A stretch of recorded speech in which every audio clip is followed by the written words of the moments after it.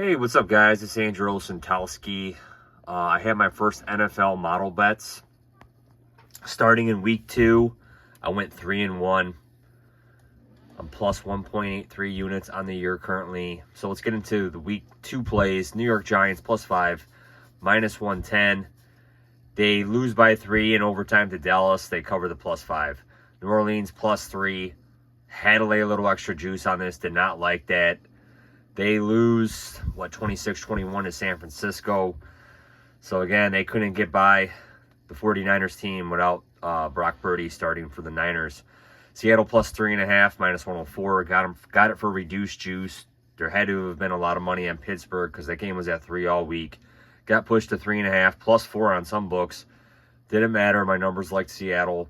I was all over that plus 3.5. They come through. They won outright, I believe, 31-17.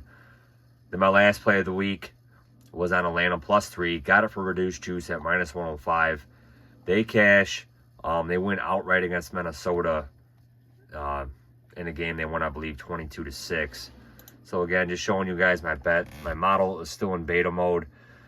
I created this model a couple years ago. I'm still using the fundamentals of a model that I originally created in 2015, but I've had to revamp it a couple times. So again, the wagers are kind of small, and I'm a big money player. So eventually, if the model doesn't show to be itself to be exceptional, I won't be playing and betting the NFL. But right now, I do believe I really have something great on hand, just based on some of the results I've had for the last couple of years.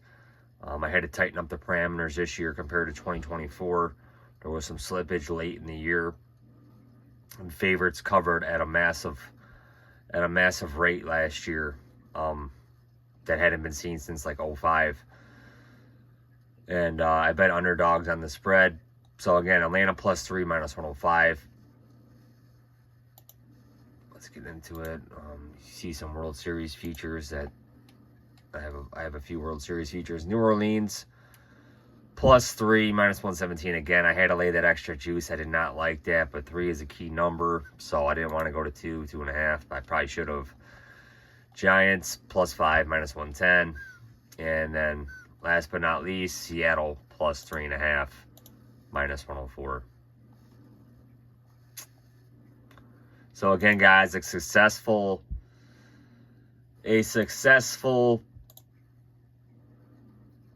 Week 2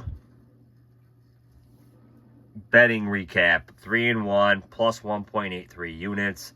Again, it's a lot harder than betting the UFC, in which I bet moneyline underdogs, where I can win long term at 35 to 40% of the time in profit. The NFL, betting minus 110, we need to win 52.3% of the time long term in profit. So again, I'm a big money player, and eventually I do want to have more at risk to make it worth my while to even be involved with the NFL. But I do believe I have something really good on hand. But again, this is still in beta mode. I'm not just looking to throw around money for the sake of doing that. I got to make sure that my model is successful before I can put an increased stake behind it. And the UFC, I discovered my model. I founded it in 2019, remodeled it back to 2014. Proved that it's been profitable and successful, with actually the only year not profitable being 2024, in which it finished minus 4 units. But again, with the NFL, there was some slippage last year. That's why this model is still in beta mode. I had to tighten up the parameters. And like I said, this model is actually only 2 years old, or maybe even 1.5, since I really discovered it during the 2023 season. So, like I said, there's still some experimenting with it.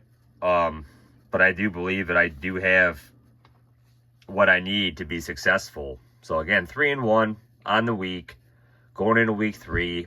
I project a couple plays at least, maybe at least one, possibly more. We won't know until all the opening odds are out, and then I can project.